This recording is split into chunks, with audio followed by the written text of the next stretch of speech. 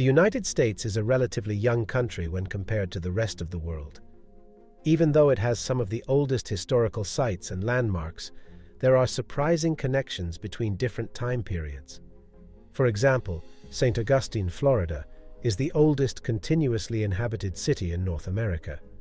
It was established by the Spanish in 1576. In that very year, a Swiss physician named Conrad Gesner described a new way of writing, which eventually led to the creation of the pencil. Instead of using lead sticks to make marks on papyrus, Gesner suggested using graphite encased in wood, which is how pencils are made today. This means that the humble pencil is at least as old as, and possibly even older than, the European settlements that would later become the United States. These historical overlaps can be quite surprising and fascinating. Most people today might think of Nintendo as a modern video game company, but it actually dates back to 1889 in Japan. It started as a playing card company. To put this in perspective, Nintendo was founded in the same year as the infamous Jack the Ripper murders in London. So, Nintendo is older than many historical landmarks and events, including the Panama Canal, which is frequently used to ship Nintendo's consoles and games to the United States and Europe. Nintendo also predates the statehood of both North and South Dakota, Montana, and Washington by several months.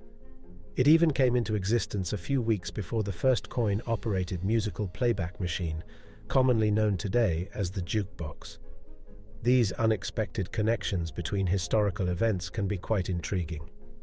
Oxford University in England was created before the emergence of the Aztec Empire in modern Mexico.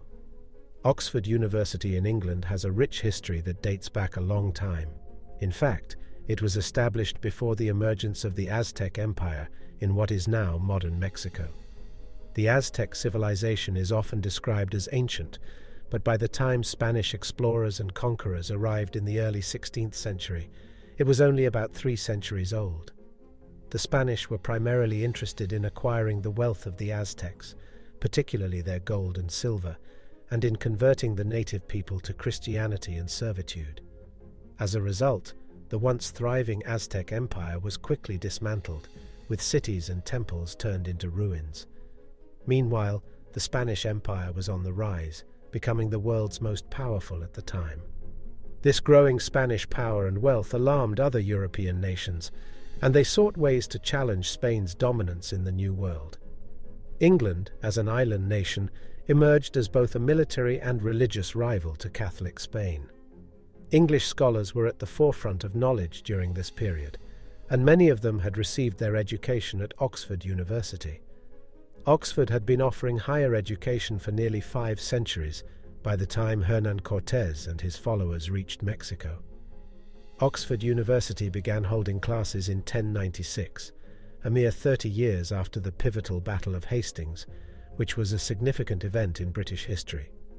Another prominent institution, Cambridge University, also existed before the Spanish conquest of Mexico. However, even these esteemed English schools are not as old as Italy's University of Bologna. To put things in perspective, Harvard University, the oldest university in the United States, was founded in 1635, well over 5 centuries after Oxford's educational journey began. It was established less than a century and a half after the Spanish conquest of the Aztec Empire in Mexico. To add a touch of perspective, the famous Tiffany and Amp Company, known for its jewelry, has been around longer than the nation of Italy. Italy, for many Americans, is closely associated with the ancient world, primarily through the remarkable ruins of the Roman Empire. Italy is younger than one of America's own symbols of luxury and romance, Tiffany and Amp Company, the famous jeweler known for its elegant style and iconic blue boxes, has a fascinating history. Surprisingly, it wasn't founded as a jewelry store in New York, but rather as a stationery business in Connecticut back in 1837. It wasn't until 15 years later, in 1852, that the company moved to New York and began its journey into the world of high-end jewelry, becoming synonymous with luxury and sophistication. Meanwhile, Italy, as we know it today, was a collection of different territories and states, each with its own ruler, such as principalities, duchies, and papal states. This complex situation had existed since before the Napoleonic Wars and the Congress of Vienna. Italian history is intricate and hard to summarize in just a few paragraphs. The unified Italy that we recognize today didn't fully emerge until many decades after Tiffany and Amp Company had already established itself as a leading jeweler. Despite these historical complexities, Tiffany and Amp Company remains a symbol of timeless elegance and craftsmanship. The Titanic sank, the same month that Boston's Fenway Park opened for business. In April 1912, a significant event took place in Boston. The newly constructed Fenway Park, where baseball fans would gather for years to come, opened its doors on April 20th. Boston's mayor, John F. Fitzgerald, affectionately known as Honey Fitz, was there to mark the occasion. He threw the first pitch, officially inaugurating the ballpark and the 1912 baseball season. But amidst the excitement and buzz of the opening day, the conversation among the crowd was dominated by a different, more somber topic. Just days before, the world had been shocked by the tragic sinking of the RMS Titanic. The news of the disaster, with its evolving lists of the dead and missing, weighed heavily on people's minds. The Titanic's loss overshadowed the discussion of the Red Sox's prospects for the upcoming season. On that opening day, the Boston Red Sox emerged victorious against the team from New York, known as the Highlanders. However, the newspapers paid little attention to the game, as their focus was on the maritime tragedy. The sinking of the Titanic soon became a part of history, although it was somewhat forgotten amidst the losses of other ocean liners during World War I. It wasn't until 1985, when Dr. Robert Ballard's expedition discovered the wreckage of the Titanic, that the ship's legend was rekindled in the public imagination. Similarly, Fenway Park developed its own mythology, known for the supposed curse of Babe Ruth that haunted the Boston Red Sox until they finally broke it in 2004. Decades later, the name Honey Fitz found its way back into the spotlight. It was used for the presidential yacht favored by John Fitzgerald Kennedy, Honey Fitz's grandson. President Kennedy, an experienced sailor and a former commander of the U.S. naval PT boat PT-109, had his own story of a lost vessel during World War II. In 2002, Dr. Ballard once again made headlines by finding the wreckage of PT-109, connecting history in unexpected ways. The guillotine was still in use. When Jimmy Carter was President of the United States, the guillotine, a well-known beheading machine, was still in use during Jimmy Carter's presidency in the United States. It is often mistakenly attributed to Dr. Joseph Ignace Guillotine, who didn't invent the machine and, in fact, didn't meet his end by it. Dr. Guillotine, a physician who opposed the death penalty, reluctantly endorsed the guillotine as the most humane method of execution available at the time. The guillotine's efficiency was unquestionable, as demonstrated during the French Revolution, when thousands of people met their end on its sharp blade, often hundreds in a single day. The process was straightforward. The victim would lie down, the blade would drop, and the headless body would be rolled aside.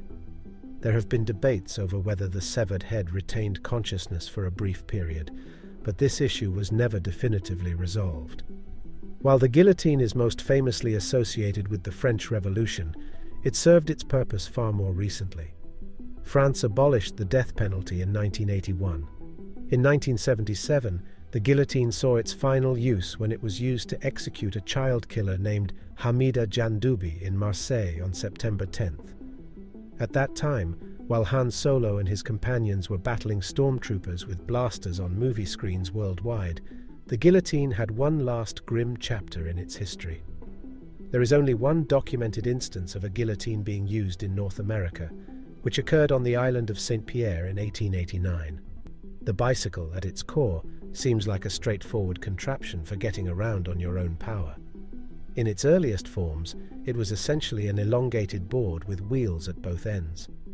To move forward, the rider would walk, pushing off the ground with alternating legs, much like how the characters in The Flintstones would stop their Stone Age car.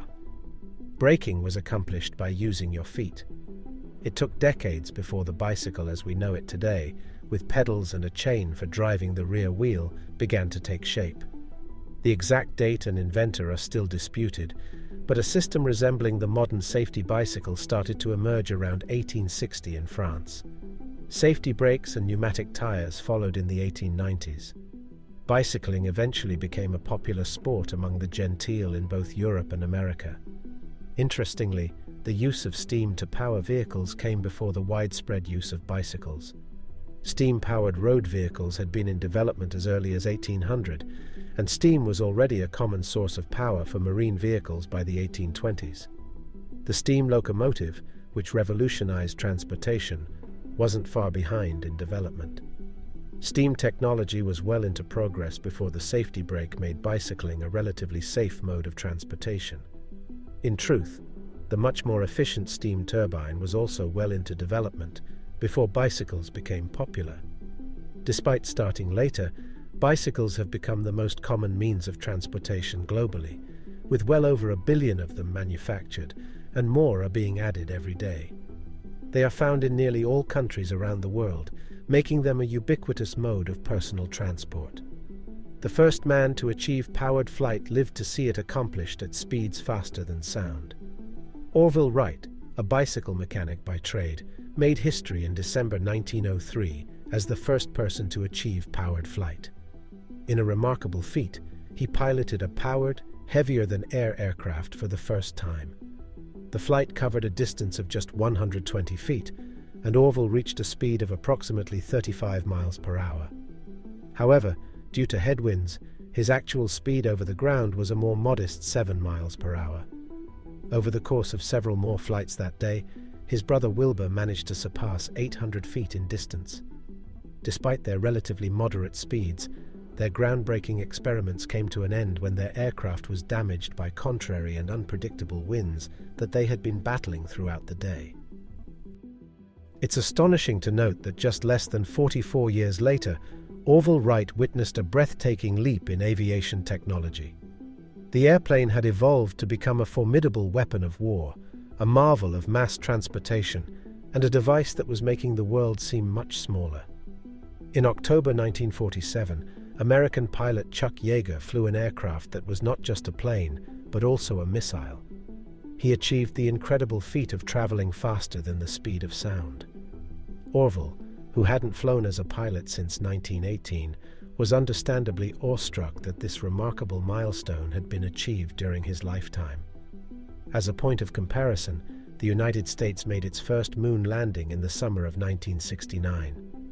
Despite the predictions made at the time about humanity's future in space, no one has ventured farther from Earth since the Apollo missions. The prospect of doing so again in the foreseeable future appears quite limited. The last American pensioner from the Civil War died in the 21st century. It might be surprising to learn that the last American pensioner from the Civil War passed away in the 21st century. The American Civil War, an event that seems distant and almost unrecognizable in our modern world, occurred long before the days of highways and reliable communication. But interestingly, many elements of modern life, such as telegraphs, railroads, scheduled shipping connections, and other such links, existed during that time, albeit in more primitive forms. The war itself unfolded over a century and a half ago, and by the end of the 20th century, our connections to it were primarily through books, museums, films, and preserved battlefields. Faded, sepia-toned photographs seemed to be the closest anyone could get to America's most significant crisis. To put this into perspective, the last surviving veteran of the Civil War passed away in 1956. However, the U.S. government and several states continued to provide pensions to the widows of Civil War veterans, including those who married veterans years after the war had ended. In the latter half of the 19th century, many young women married widowers, as there was a shortage of young men in America due to the aftermath of the war. Remarkably, in 2008, the last eligible widow of a Civil War veteran passed away. Pensions were even paid to surviving children and their spouses until at least 2017. This means that the United States continued to bear the costs related to the Civil War over a century and a half after General Lee surrendered at Appomattox. It serves as a testament to the enduring impact of a conflict that shaped the nation's history. The Indianapolis 500 is older than the 50-star American flag. The famous Indianapolis 500, an annual motor racing event that takes place over the Memorial Day weekend, has a surprising history. It's actually older than the 50-star American flag and even the 48-star flag. The first Indianapolis 500 race was held in 1911. The racing surface back then was covered in bricks, and interestingly, most of the power used to lay these bricks came from mules. Over 300 mules were employed to complete this unique racing track. Before the inaugural 500-mile race in 1911, the Indianapolis track hosted various events. When the first 500-mile race took place, only 46 stars adorned the blue field of the American flag. At that time, New Mexico and Arizona were not yet part of the United States. They joined the Union the following year. This addition of 2 new states led to the creation of the 48-star flag, which flew over U.S. territory throughout World War II. In the same year, 1912, the world welcomed future actress, comedian, and producer Lucille Ball, who would go on to become a household name. Also born that year was John McCain Jr., who would rise to the rank of admiral in the United States Navy. His father, another admiral, played a crucial role in commanding American aviation in the Pacific during World War II. John McCain Jr. held significant roles in submarine actions against the Japanese, which were vital in achieving victory in the war. He was also the father of yet another notable figure, John McCain III, who became a U.S. Senator and even ran for the presidency, hailing from Arizona. Woolly mammoths were still roaming the earth. When the pyramids were built at Giza, woolly mammoths, those massive creatures with shaggy fur, were still roaming the earth when the pyramids at Giza were being constructed. The ruins of Giza were already ancient when they were rediscovered by ancient Roman invaders. Historians often debate the impact these pyramids had on the Romans who saw them, as well as the influence on Roman society as a whole. However, there's no dispute that these monumental structures had a substantial overall influence. Back then, the Romans had no way of dating these pyramids or fully understanding their historical or archaeological significance. They also couldn't grasp the deep religious importance these structures held for the Egyptians.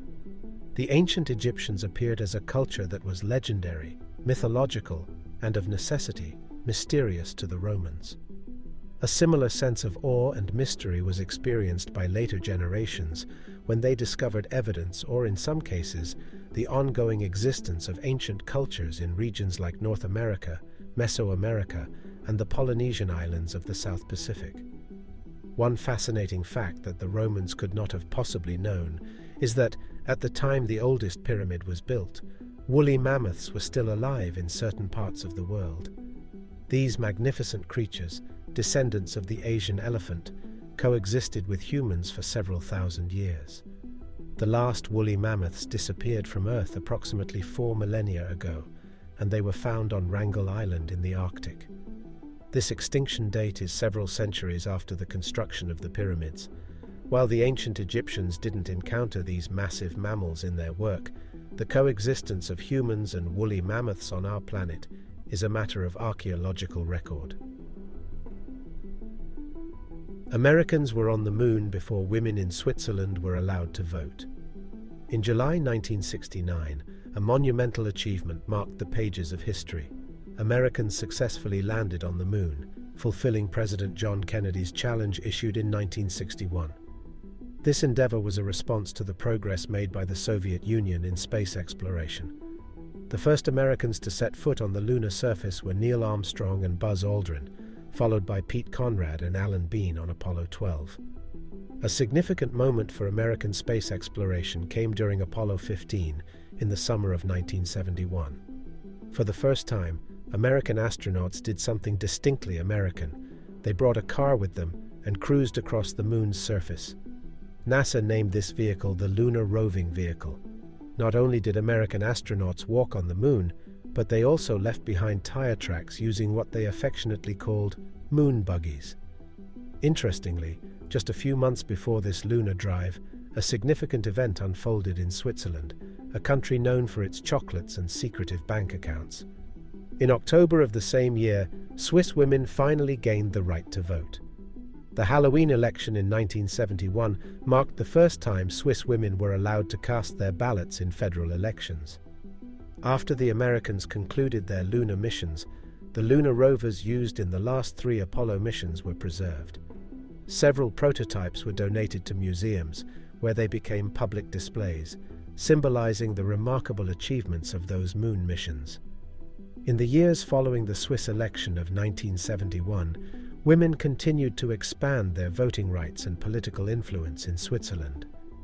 While Americans have yet to return to the moon since Apollo 17 in late 1972, Swiss women have been exercising their right to vote every year since 1971, making strides in the realm of democracy.